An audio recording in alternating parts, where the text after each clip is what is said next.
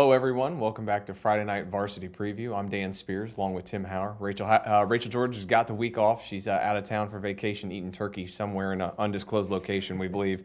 So we're going to take over the show this week. 6 teams left. It's round 3 of the playoffs, and if you're playing on Thanksgiving, you must be doing really good. So we've got 2 games of the week for you this week, and Tim's going to start it off for us. What you got? Yeah, this one is the diaper dandy of the week, I guess. Indeed. It's Pender at Southwest Onslow, 2, powerhouses over the last, 5 years. And just looking at their common opponents, this matchup on paper is it's so evenly matched that 1 or 2 mistakes in this game could really cost you. They both played Wallace Rose Hill really tough. Pender's, that's their only lost to them by 1. And then Southwest beat them by 2. They both played James Keenan. Southwest played them last week in the playoffs, beat them by 11. Pender earlier this year beat them by 4. And then they both clobbered Union, Pender by 34 and Southwest by 43. So high-powered offenses. They each have scored over 30 points over 7 times this year. And running the ball is going to be at a premium in this game. Not many passes. I think they combined to throw 1 pass last week. I don't think Pender threw any in their playoff win, and Southwest threw 1. So well, that means it's a quick game, so get there on time, right? Exactly. And talking to Chuck Carey, who's our prep guru, he says that special teams may be a key in this game. Southwest, their quarterback actually returns punts. Jamal Williams has 7 punt return touchdowns this year. So their special team's really good.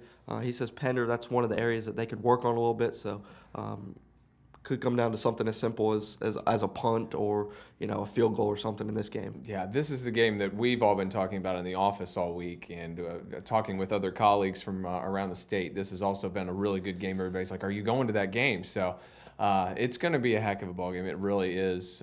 Pender's really, like we've been talking about, just stepped it up a little further each year, and this would really be the breakthrough that I think Tom Eanes and his group could, if they could win this game, it would be huge for them as a program and just give them some even more respectability than they've gotten already. Exactly. My game is I'm going to keep riding the New Hanover bandwagon, folks. I've been on it all year, and I'm going to stick with it. They play at Southern Durham in the 4A third round. That game is at Riverside High School, not at Southern Durham, because apparently their field is a swamp. So they played there last week, and it was a mess. But this is going to be tough. Southern Durham's the top seed in 4A East. New Hanover's number 5, furthest they've gone in the playoffs in over 15 years. Southern's a little more balanced. They last week when they played Athens Drive, they passed the ball 23 times and ran the ball 23 times. So we've always said that if you're going to beat New Hanover, you better do it through the air because you aren't going to run on them. So this might be a team that gives New Hanover some fits offensively, but I think this is going to be a little closer than everybody thinks it is. Yeah, I do too.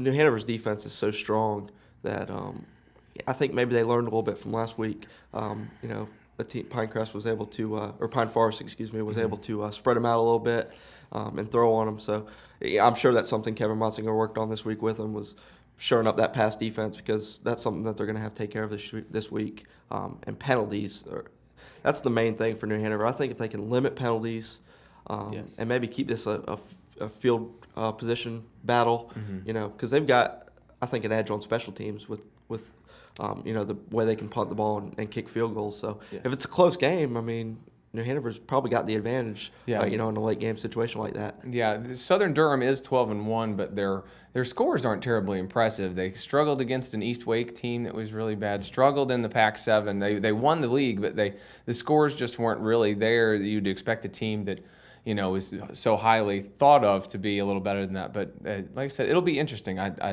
New Hanover can win this game. It's not like they're going up there to be the sacrificial lamb for a top seed. So 4 other games on the schedule, 6 altogether, like we said this week.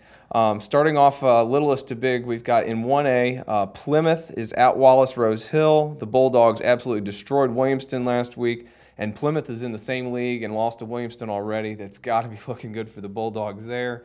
1AA, like we said, the big one this week, Pender at Southwest Onslow.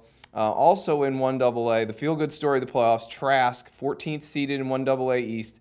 They're at Goldsboro. this could be the end of the line for the Titans, but this has been a heck of a run for them. Exactly. Glenn Sellers, tremendous job there. Who would have thought this after they lost Josh Wiggins, Mr. Everything for him last Yeah. year? You probably thought this program was going to go even further downhill, and it hasn't gone uphill. So great job for the Titans. Agreed. In 2A, Jordan Matthews, which is out of Siler City up by Ashboro, they travel down to East Blade, and that's in 2A. Also in 2A, Whiteville at Tarboro, state runner-up Tarboro Vikings from last year. Whiteville's got their hands full. They haven't won a third-round game as a program since 1987. And like we said, the big one in 4A is New Hanover at Southern Durham. That's it for us here in the studio. Make sure you check back with us late Friday night and early Saturday morning for Friday Night Varsity Flashback. And for Tim Hauer, this is Dan Spears at StarNewsOnline.com.